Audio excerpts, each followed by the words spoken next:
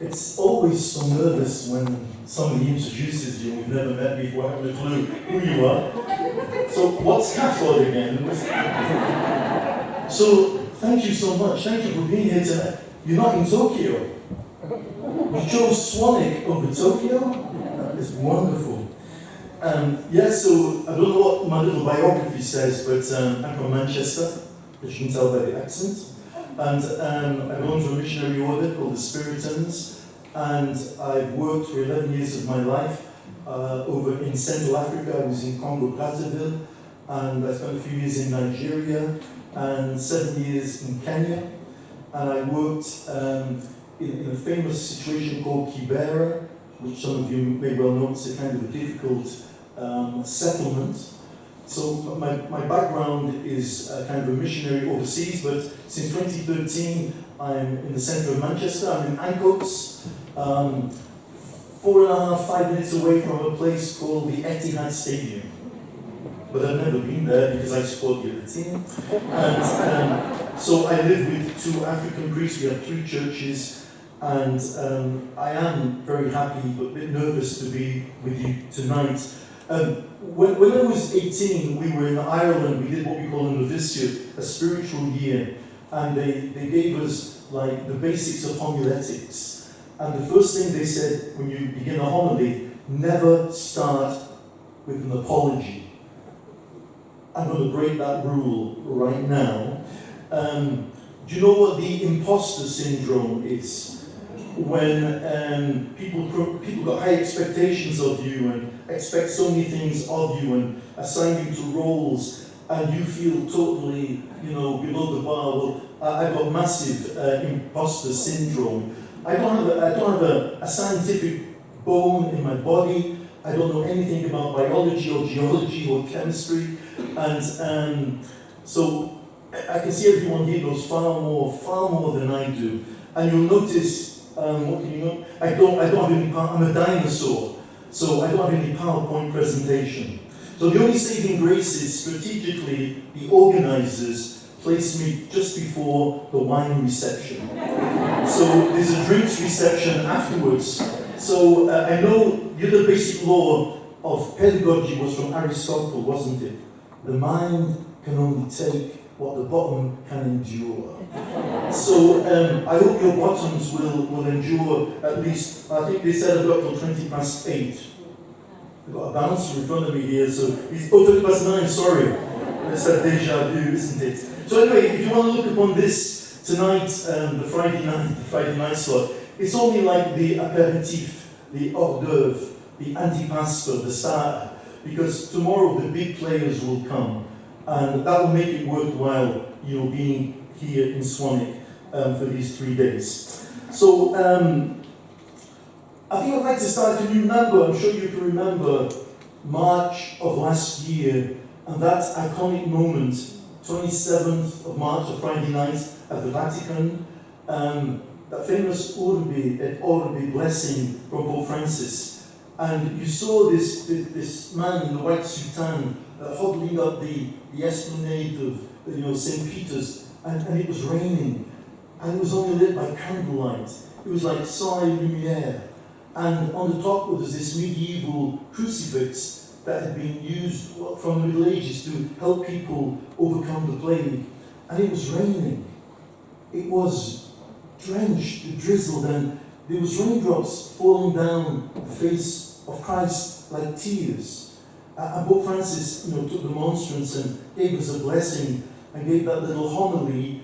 It was 27th of March 2020. So the pandemic had only just started, and he tried to give us hope and encouragement as he commended the whole world to the providence of God. So that was like an iconic moment for me, that Friday night in the Piazza San Pietro, this 84-year-old man blessing the world, commending the world. But he began to give a homily and saying, we're all in the same boat. Actually, we're all out at sea. We're all out at sea, but actually some people are just drifting. They're just hanging on to driftwood because there's a great inequality in the situation we are in. And he began to outline a way through, a way out of this pandemic. And it seems to me that of all the world leaders, the one who most consistently is trying to offer us a roadmap, a pathway out of the pandemic to a new world, is precisely Pope Francis. He seems to be the only one with the hand on the helm, kind of the navigator in the eye of the storm, who is guiding us. And in those weeks, in the summer of 2020, he began to give catechesis, usually every Wednesday, about what the gospel has to offer to help us make sense of this pandemic and to see a way through. So in August and September 2020, and then as you know, in October, he wrote that rather hefty encyclical, Fratelli Tutti, signed on the feast day of St. Francis of Assisi, proclaimed in Assisi, and trying to give us a roadmap again to make sense. And that was October, and then the first week of December, excuse me, Ms. Allen, what you just mentioned, Let Us Dream, with Austin Ivory, this kind of collaborative work.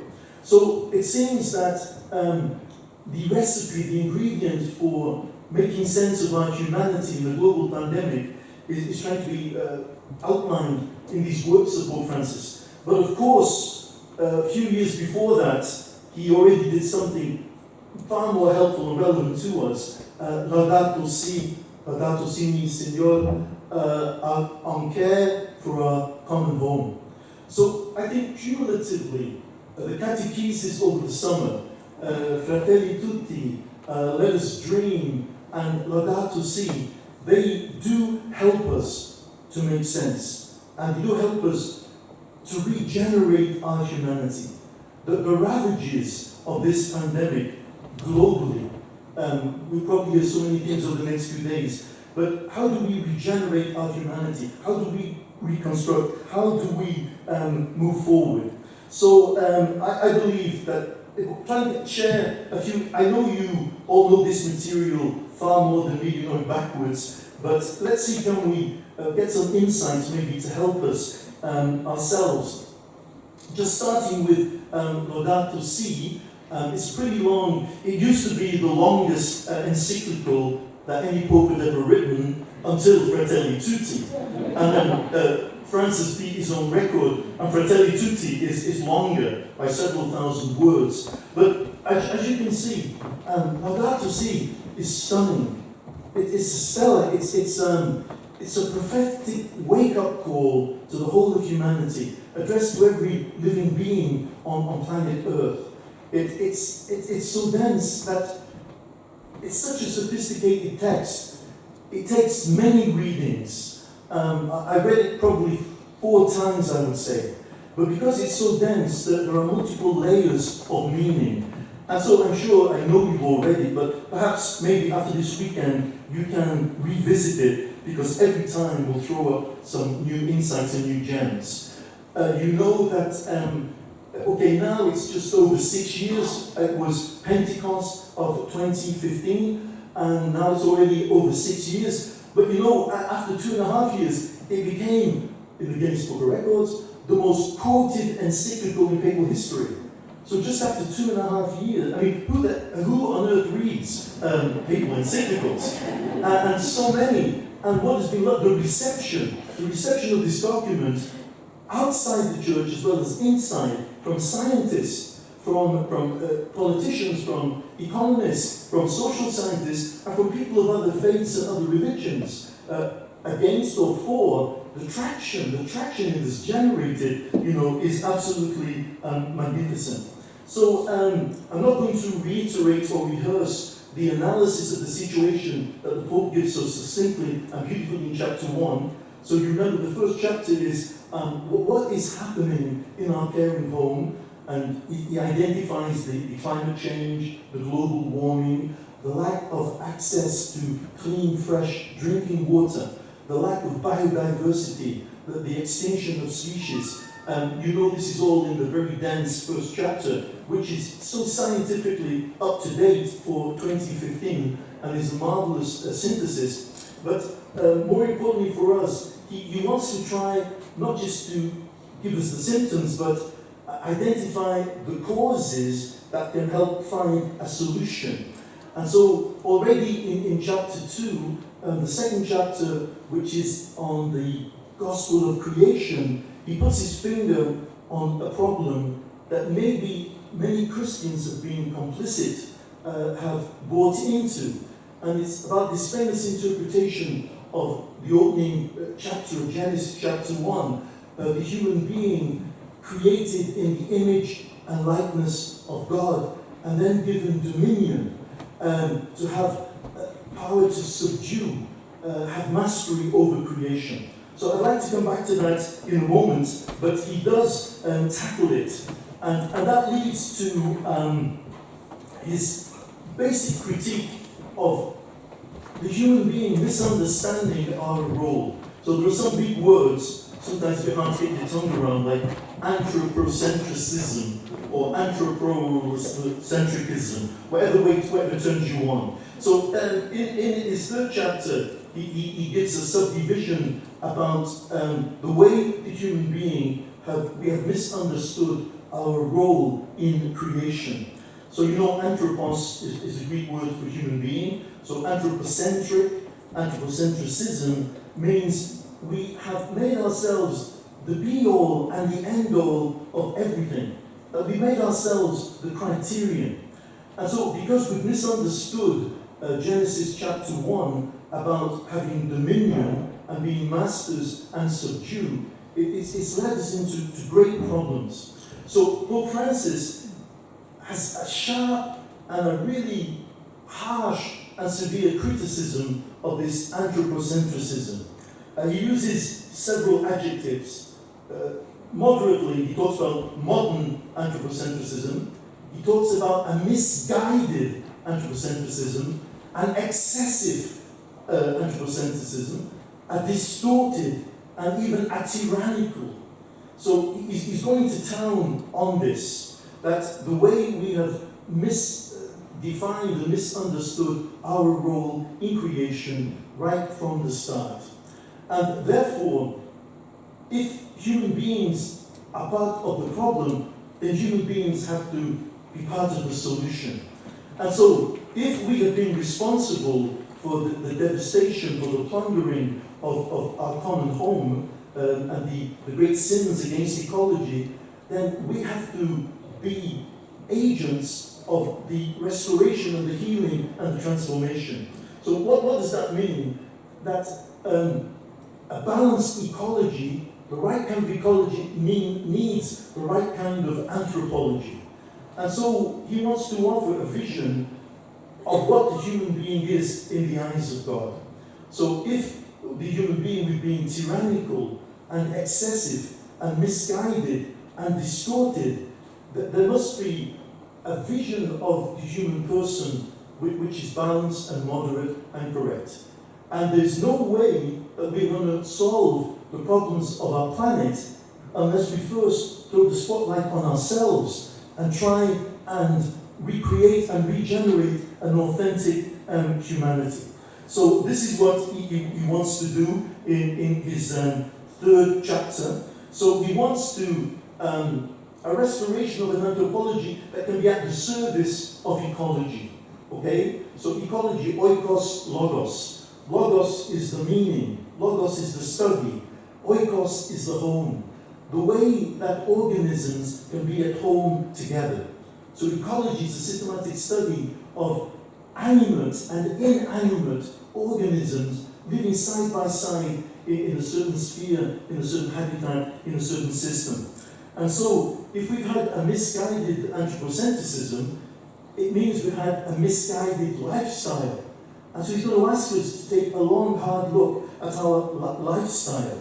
And we'll see in a moment that he's going to attack, after giving his critique against anthropocentrism, what he calls the technocratic paradigm.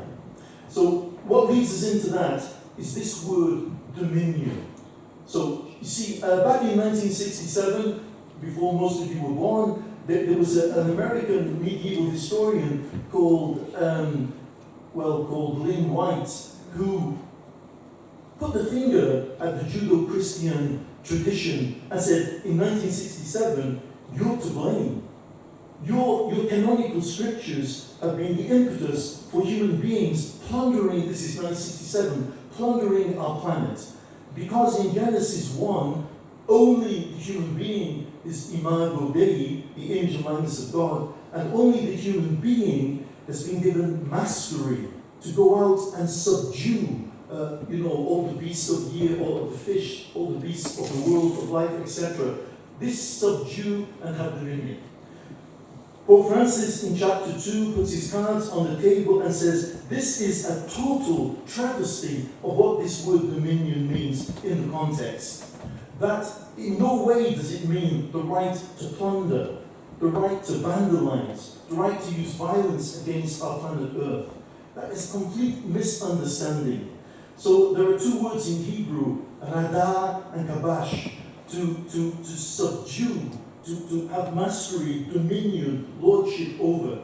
And he says, to understand chapter 1 of Genesis, you've got to go to chapter 2, to the Yahweh's account, whereby the human being is placed in a garden. Placed in a garden to till and to keep. To till and to keep. To till and to take care. Now we might say there's been far too much tilling and not enough taking care. But the Hebrew word to till is actually the verb to serve. And so the human being is placed in the garden to serve the land, to serve the earth, to take care of it. And so the word dominion has to be understood through the lens of chapter 2, tilling and taking care, which means providentially looking after, being responsible. Prior to this, you have the verses, the image and likeness of God.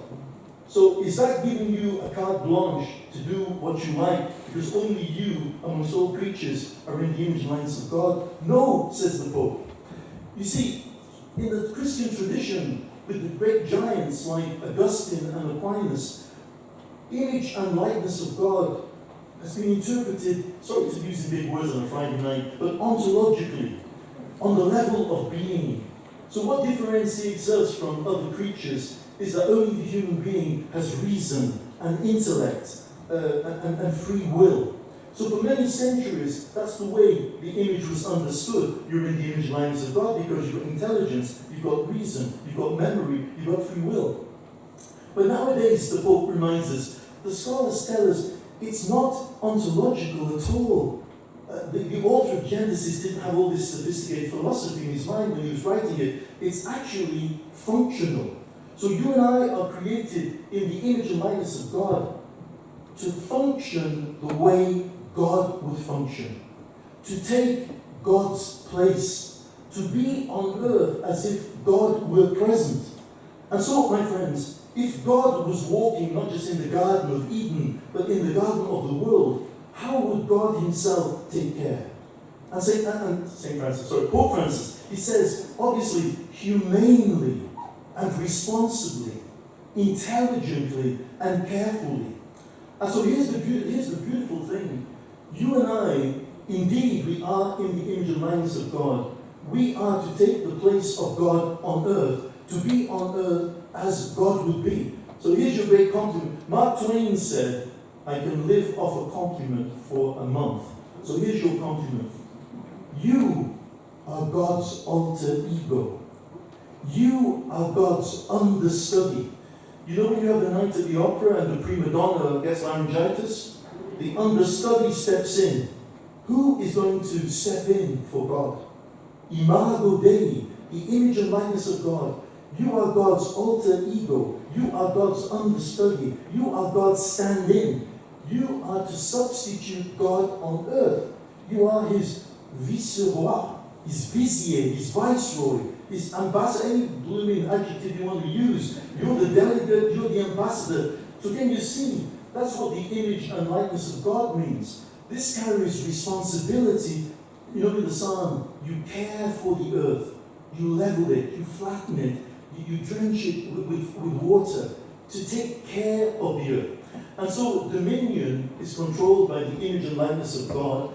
as representatives, as substitutes of God, as his vizier, his viceroy, who humanely, intelligently have to till the garden, who have to take care of it. Okay, so this misunderstanding has led to what Pope Francis called the technocratic paradigm. So, techne in Greek, technology, technique, the science and knowledge. Pope Francis is not a Luddite.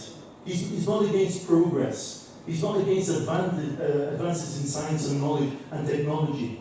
But it's so sad, especially in the 20th century, since the end of the First World War, the last 100 years, how with a fantastic breakthrough in knowledge, in science, in technology, it has given us power over creation, over nature, as our ancestors never knew.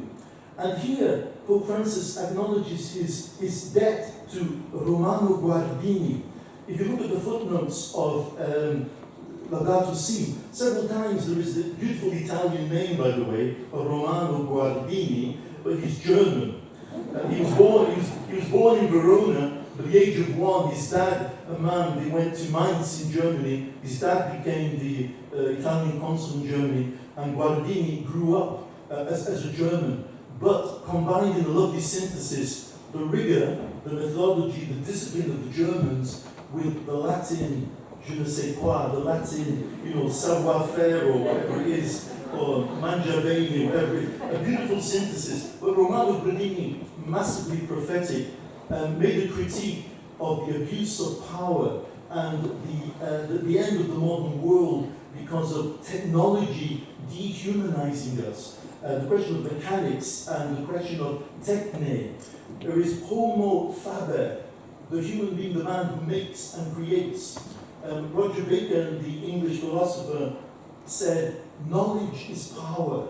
And if you misunderstand the meaning to have power, you think that the more knowledge you have, for example, over Mother Earth, the more you probe into the secrets of the earth, the more power you have over Earth, it becomes like a master-servant, master-slave, mistress-servant relationship. Human beings are the masters, Earth is the slave or the servant, and we want to extract as much knowledge to have power and control. And what happens is, Pope Francis says, we've been too seduced, we've been enthralled by the techne, by the technocratic paradigm of wanting short-term, immediate gratification. We want immediate gains, and we have sacrificed long-term values for immediate satisfaction by buying into the technocratic paradigm. And so the technology in itself, of course, is good, but when it becomes an idol, idolatry is when you give absolute significance to a reality which is finite, contingent, and limited. And human beings of the 20th century have idolized the techne, the technology, the mechanics, the power, knowledge itself, and science, to the detriment of the human being and the detriment of Mother Earth.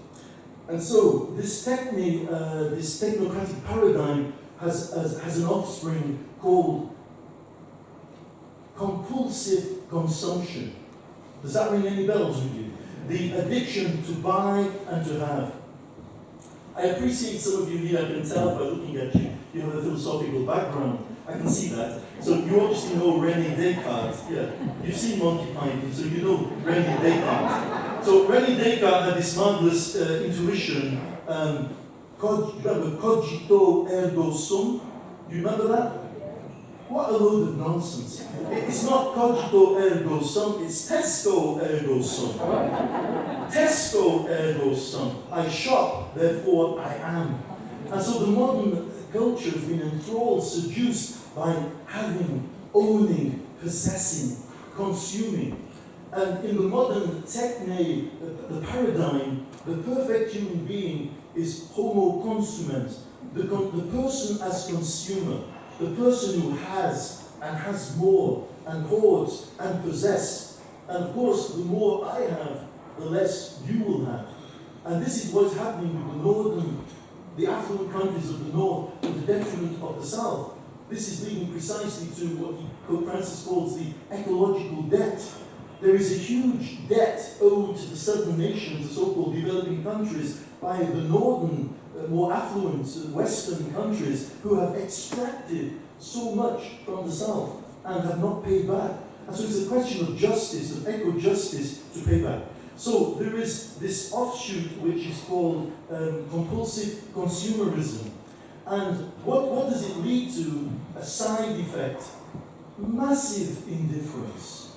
Massive apathy from the well-to-do about the suffering of the poor and the poorest.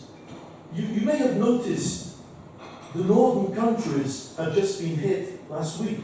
Germany, Belgium. Did you see the floods in Belgium and Germany? Have you seen what's happened in China these last few days? And I mean, the extreme of weather. I mean, even locally ourselves, this heat wave of the last few weeks. What has happened is this imbalance, but it's generated for so many what Pope Francis underlines huge indifference. How can you be indifferent or apathetic to people suffering? And not only people suffering, but the earth and the land and creation.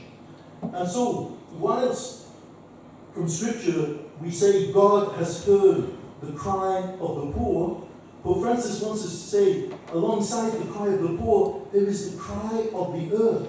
The earth is crying out, is being plundered and exploited in this culture, this throwaway culture, this culture of consumerism controlled by the technocratic paradigm, which is caused by a tyrannical, excessive anthropocentrism. Are you still with me? I'm hardly with myself, but anyway. Okay, so he's still analysing where we are going. See, when you're wearing your mask, I don't know if you're crying, laughing, screaming, or what. So can you use your eyes a bit more? And in the cheap seats at the back, I've got no idea what's going on there. But anyway, so basically then, what is going on? It's a real apocalypse, it's a real disaster. But what Pope Francis wants to offer, and you've heard it before, is to get out of this mess, we need an ecological conversion. So he puts his cards on the table. He didn't coin this, what's the word? He didn't coin this word. He took it from John Paul II.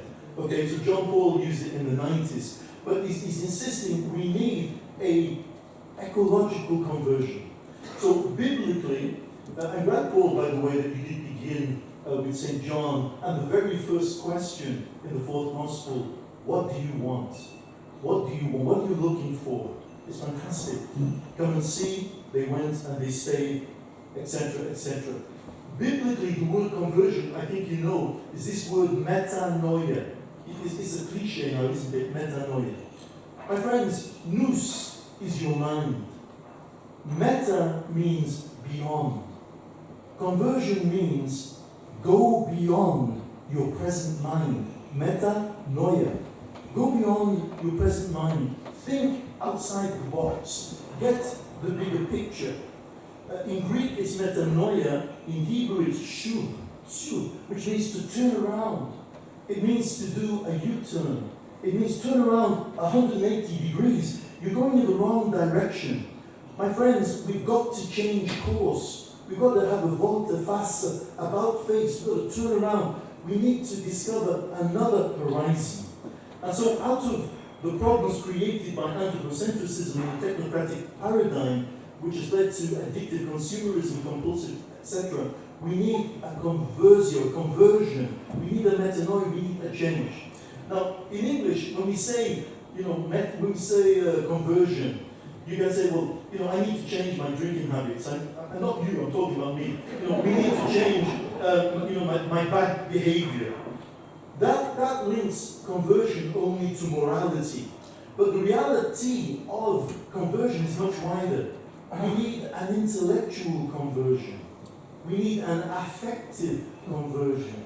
Yes, we need a moral conversion, and we need a religious conversion. Now, this is coming straight out of another Jesuit book called Bernard Lonergan. Irish name, but he's Canadian. But he's a Jesuit like Pope Francis. So what is he saying? Conversion isn't just, change a bad habit. We need a total reorientation, a change of direction which affects our intellects, our metanoia. My friends, think of all the prejudices in my mind. Think of all the preconceived ideas. Think of all the baggage I've collected from my Irish Catholic background. Think of the biases against Manchester City I've grown up with. So we are loaded with bias and prejudices and preconceived ideas. My friends, to become free, you need to metanoia, you need to go beyond, you need to turn around. So ecologically as well, we need a massive ecological conversion, a change. So this is easier said than done. So beautifully, Pope Francis is going to offer us some ways to help us. So I don't know, we'd be here all night, wouldn't we? But I'll just pick one or two things which have hit me most recently. He's talking, we'll come to it in a few minutes, about this integral ecology, our approach to ecology to be integral. And there are certain principles of what we call eco-justice.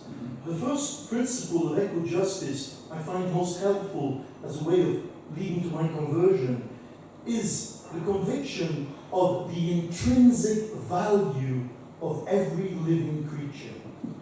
That every living organism, every living being has a value, a meaning, a worth, and a beauty in itself. So you see, my friends, we've been conditioned by our Christian heritage and background. I love Thomas Aquinas and these guys, and they're great, but they said every non-human creature is there for the use or the service of human beings to help get us to heaven. Now that's the polite interpretation of Thomas Aquinas. That every created organism, God created all these things as a service, as a help to get you and I into heaven. In themselves, they have no intrinsic value, no intrinsic worth, no particular meaning. My notes are all over the place, so I can't tell, but somewhere in Laudato Si, the Pope says about the intrinsic worth and meaning and value of every living organism. Even those insects that might live only for a few seconds, that fleetingness of their existence is meaningful to God. Why? Because every living creature, every creature and organism is loved by God. So this is most important. The worth and value of organisms is not because what human beings attribute or look. It's not because we find something useful for our lifestyle, or we find them cute, or we find them beauty. So the human being this is another form of anthropocentrism, that we think we are the be-all and end of everything. No. Laudato Si, this is new. This is new. I mean, Saint Bonaventure, the Franciscan, said every living organism has a Trinitarian structure. Every living creature, non-human or human, tells us something about God. God is so infinitely rich, no one reality can do justice to God and capture God. And that's why we need there are millions, even despite the lack of biodiversity and the extinction of species, there are millions of species, and each is a word from God. Each is a speech of God. Each reveals something of God. And God loves each of these organisms in se.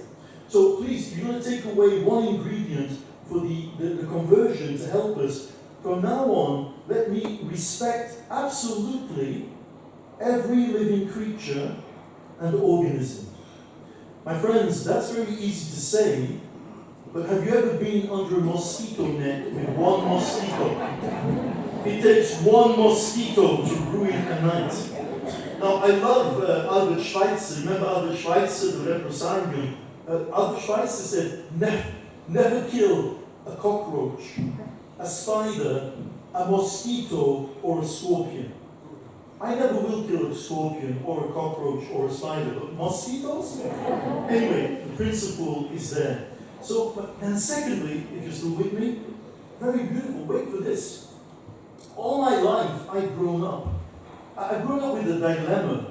What's going to happen to my pets? We've got pet cats and pet dogs. What's going to happen to my pets? And up to 1979, I thought that's the end. When a cat dies or a dog dies, that's it. But then I found Laudato Si, my friends. Guess what?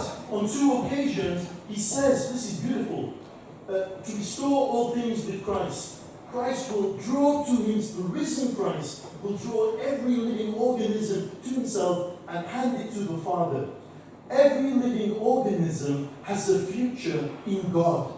I will create a new heaven and a new earth. My friends, this is a change in Catholic doctrine, the salvific status of non-human creatures. This is fantastic. The trees, the leaves, the mountains, the oceans, the lakes, the birds, the animals, every living organism is going to have its accomplissement, the completion, the pleroma, the fullness, the vollendung in God himself. And this is absolutely new teaching. I should have mentioned, Pope Francis says, this is officially entering into the magisterial teaching of the Church, the body of the Church. So this is not optional, this is not just a Pope fantasizing about a domain over which he knows nothing. The consultation of scientists and philosophers and theologians, the bishops' conferences that went into the formation of you all know Cardinal Turkson in Rome and this dicastery for integral humanity, the scientists and specialists went into it. This is a part of magisterial teaching of the Church. It is part of our faith. It is an intrinsic part of our faith. And now he's telling you this is lovely. This is good news. Every living creature will find itself fulfilled in God in the eschaton, at the end of time, in a new heaven and a new earth.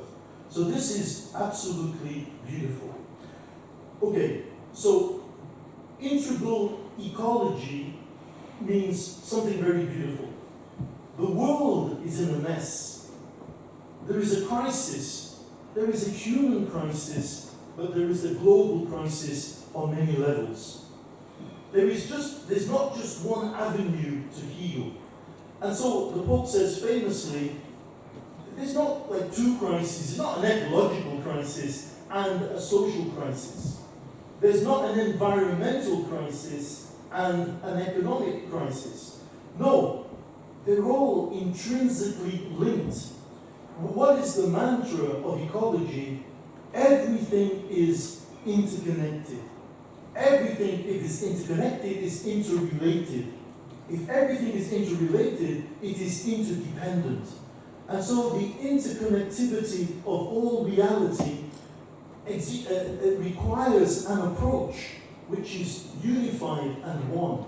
And so there is one Christ. There is, if you like, for example, let me give you an example. I spent 7 years working in Kibera, a very notorious slum in Nairobi. I can't say, oh, I'm spending my time with these street kids and give them education in this infamous hovel that is Kibera. I've got no time for ecology. Or I couldn't say, I am so busy saving the planet and with National Justice Peace Committees, I've got no time for, poverty. There is no dichotomy. There is no split. It's all one reality. It's one crisis. And so an integral ecology means we need, of course, ecological science. We need an economic approach. We need a social approach. But we need a cultural approach. We need a multidimensional. So many aspects need to be included. And the Pope speaks beautifully about cultural anthropology. He talks about cultural ecology. Look at all the indigenous peoples. Look at the First Nation peoples of so many countries. Who are the first victims when it comes to mining? If you look at the Democratic Republic of the Congo, look at the Great Lakes region of Africa, look at Sierra Leone, look at many other parts of the world. Who are the first victims? It's the indigenous peoples, but it's their space, it's their land. their resources, their water, their mountains, their forests. We need a cultural ecology, economic, social, religious, political, all of these together. Okay? So I do believe that this integral, there's a whole chapter, by the way. Chapter 4 of Laudato Si is all about integral ecology. It's probably the shortest chapter. It may raise perhaps the most questions, but it is the shortest. And it's reminding us that we all have an ecological vocation. You have an ecological vocation. We have Voco Vocari used to call. So we need an ecological conversion. We have an ecological calling. So what does that mean? Let me ask you a question. The earth for you, is it a thing or a person? Is it an it or a you or a thou? Now, I'm not going to buy into James Lovelock's thing about Gaia. We're not into pantheism and divinizing the earth. But my friends, the earth, Francis of Assisi, who is the patron saint of ecology since 1979, Laudato Si, the canticle begins, to Mother Earth. In the opening line of the encyclical, it's Mother Earth and Sister Earth. Mother and Sister. We have brother sun, sister moon, all of these things. But for you, is the earth a thing? Is it an object or is it a subject? So an ecological conversion asks us to move from treating the earth, nature, as an object to seeing it as a subject, as a thou, as a you, as a person to a certain extent. In this document, Laudato Si, Pope Francis makes a very big distinction between nature and creation. So creation is much bigger than nature. But nature is not an inanimate object. Nature is not a thing there. So creation, Francis beautifully says, belongs to the ordo amoris, the order of love. It's from God's love that everything is created in freedom. And what he's asking is that we respect it by taking a stand. You can't sit on the fence. Those of you who are involved in justice, you can't, justice and peace, you can't do it from your armchair in your sitting room. You've got to get up, you've got to get out, you've got to be involved, you've got to be there, you've got to be committed. And so too with ecology, so too with the earth. Where do you stand? Are you in partnership with earth or with nature? Can we understand that, yes, there is a distinction between creation and nature. Creation is much bigger. But my friends, nature is not out there. Nature is not objectifying distantly from us. We are a part of nature. We are stardust. We come from the oceans. Unfortunately, you're all wearing masks, so I can't see the beautiful whiteness of your teeth. But how do your teeth become so white? How are your bones full of calcium? If you were to cut yourself, you would have red blood, I imagine, or some of you may be blue blood. How do you have red? Because you have iron. How the hell does iron get inside your blood? How does calcium? Because, my friends, of galactical explosions billions of years ago.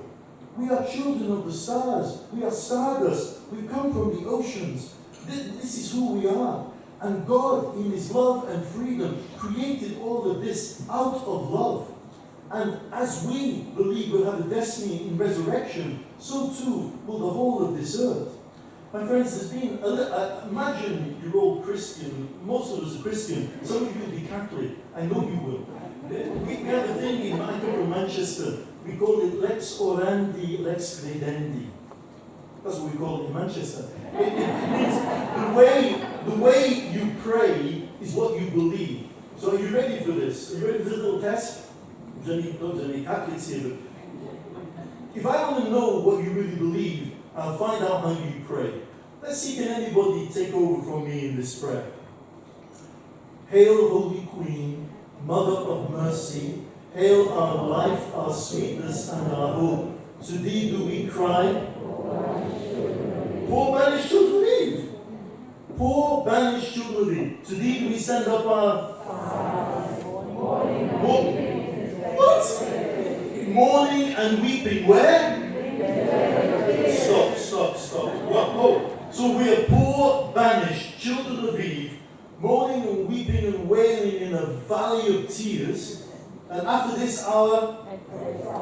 I'm glad this is unprompted. After this, my friends, are we in exile? Is planet Earth an exile? Are we banished? Are we in a valley of tears? Are we mourning and weeping? My friends, lex orandi, lex credendi, the way we pray reveals what we really think. You don't remember this, but for 400 years, after the Council of Trent, up to the 1966, I would say, the post-communion prayer for the first Sunday of Advent went like this. Lord, teach, this is the truth, Lord, teach us to detest the things of earth and love the things of heaven. My friends, for 400 years, to detest the things of earth? My friends, can you see, we've got a distorted spirituality here. That we need to rethink the beauty of creation. So there's the beautiful last chapter of Laudato Si, which is giving us a spirituality and an education. Is also helping us with our ecological conversion to integral ecology is a new way of seeing, a new way of looking.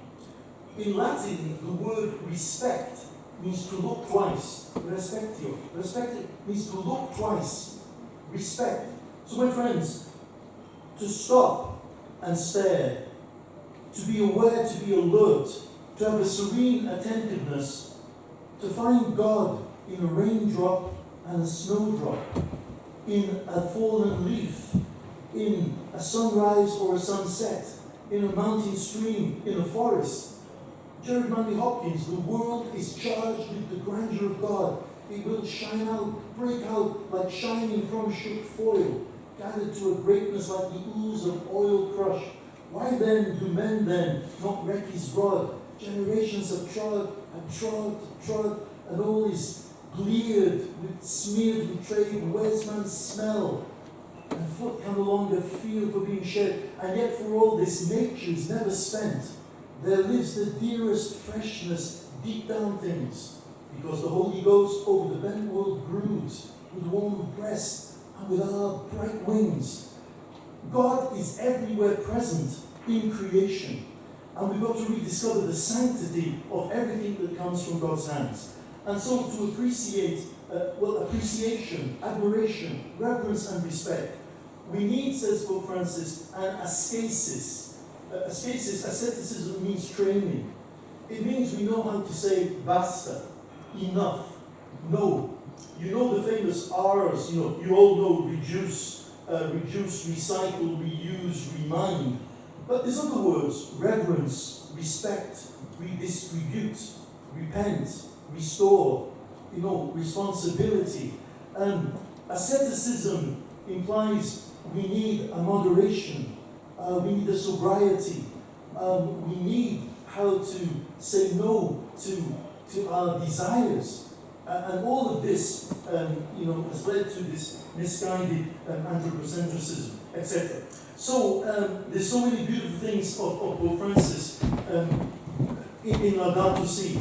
But quickly, Fratelli Tutti, just that, in October there of last year, he came up with Fratelli Tutti. Not the best titles, because it just means we're all brothers. He seemed to have forgotten the sorelle, the sisters, but he says, I'm quoting Pope Francis, and he was only speaking to guys at the time. But this is a marvelous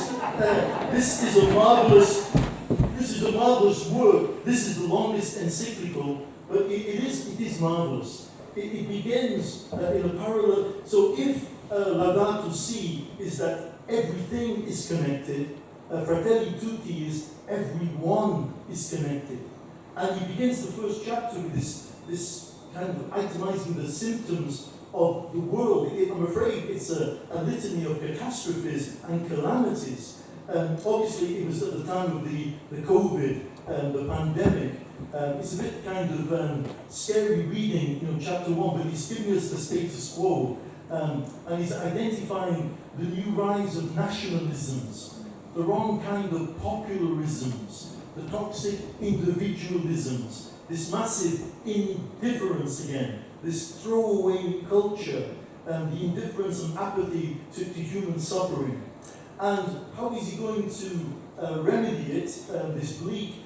He reminds us we're in a postmodern age where there are no absolutes, there are no universals, everything, the dictatorship of relativism, whatever turns you on. The answer to every question is, well, it depends. It depends. Doesn't it? It depends. This is the world we live in. There's no objective truth, there's no absolutes, there's no universals, whatever, turns you on. But against this, he's going to give in chapter 2 this magnificent, Fratelli Tutti is not as easy to read as Laudato Si, but chapter 2 is a must. It's the stranger on the road, it's the outsider on the road, it's the Good Samaritan. And you might think, Jamie Mack, we've had all these years of Christianity, how am I going to ever learn something new about the Good Samaritan? Read chapter 2 of Tutti Fratelli Tutti, whatever it's called, and you will find something new. It's amazing. So just very quickly, have you noticed how Jesus changes the question? Jesus moves the goalpost. The lawyer says eventually, and who is my neighbor?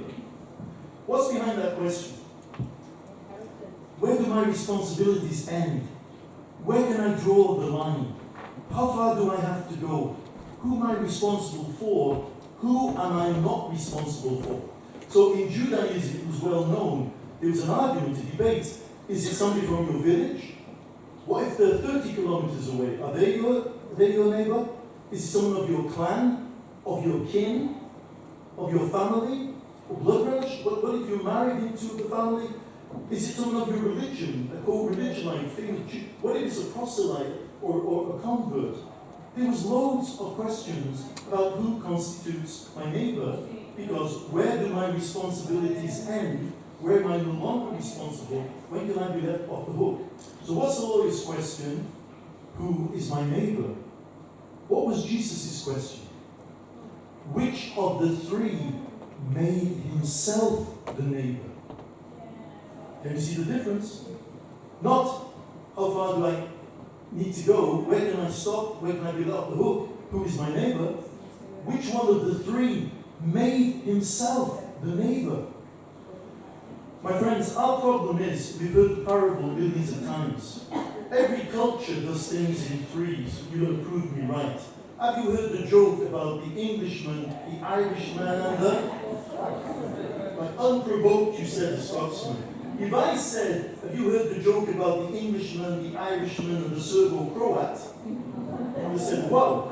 In Judaism, there was a set triad. It was given. There was the what? The priest, the Levite, and the Israelite.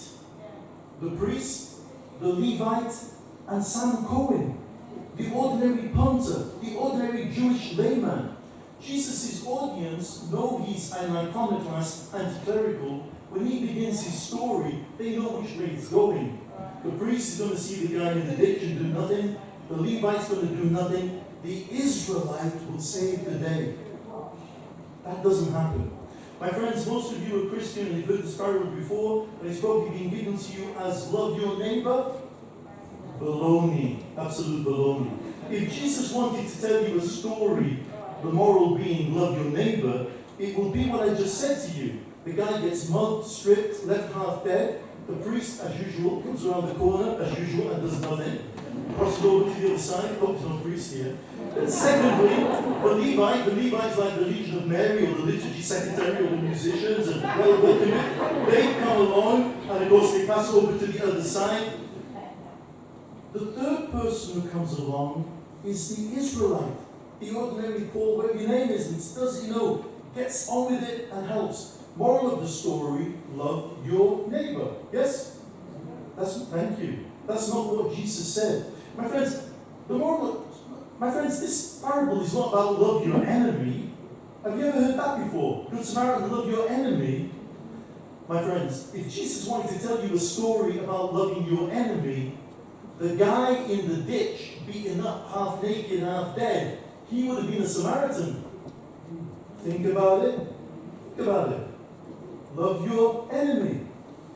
My friends, the story's about you. The story's about me. We've all got our priests. We've all got our Levites. We've all got our icons. We've all got our heroes. We've all got our heroines. We've all got our Samaritans. We've all got our scapegoats.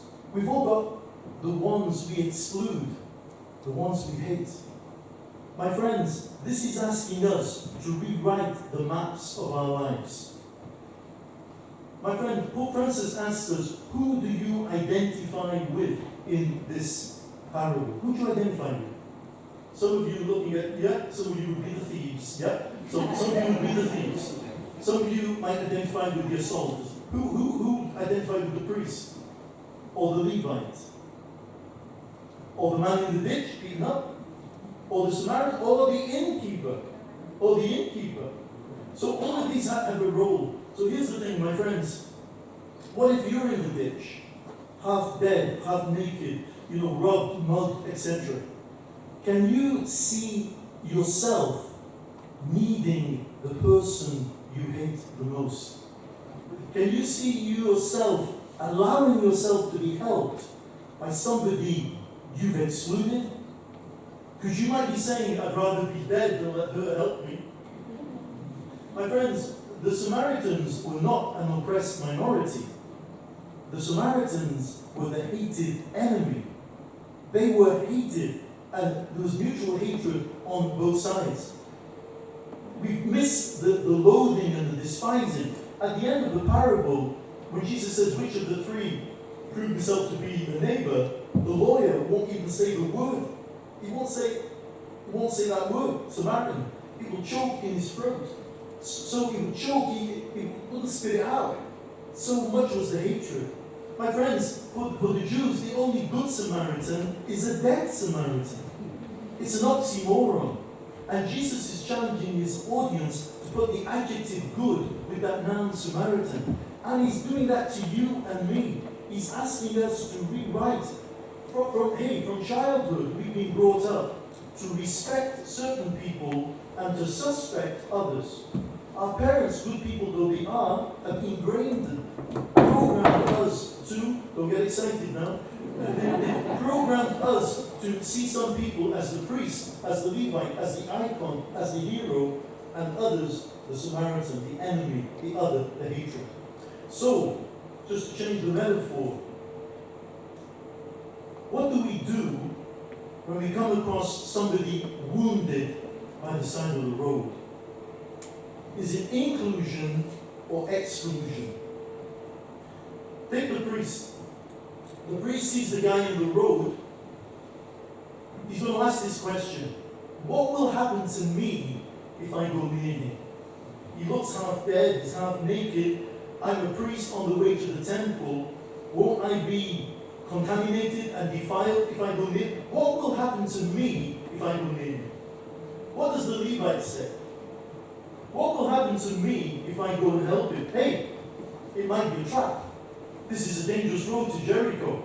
The bandits might be behind the cliff there with the trees. What will happen? It could be a trick. He's going to jump up and rob. What will happen to me if I stop and help? What does the hated Samaritan say? What will happen to him if I don't stop? See the difference?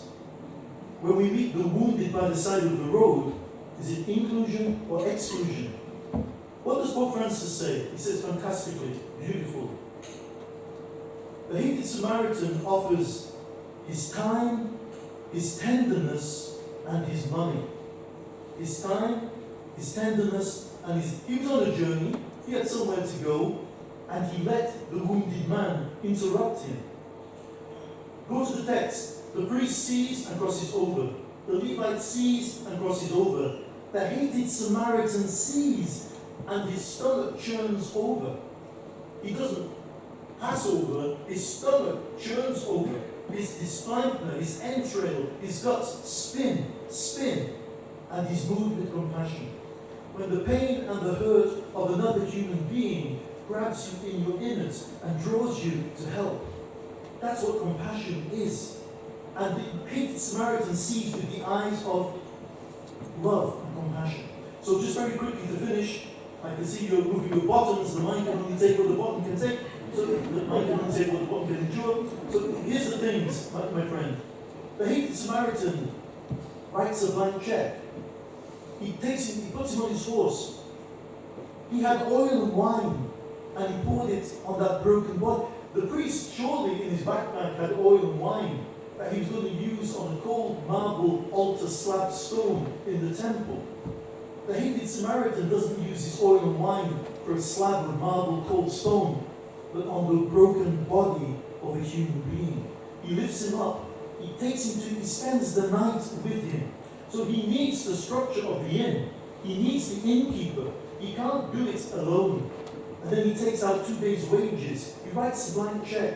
On my way back, I will make up any loss you've incurred in the expense.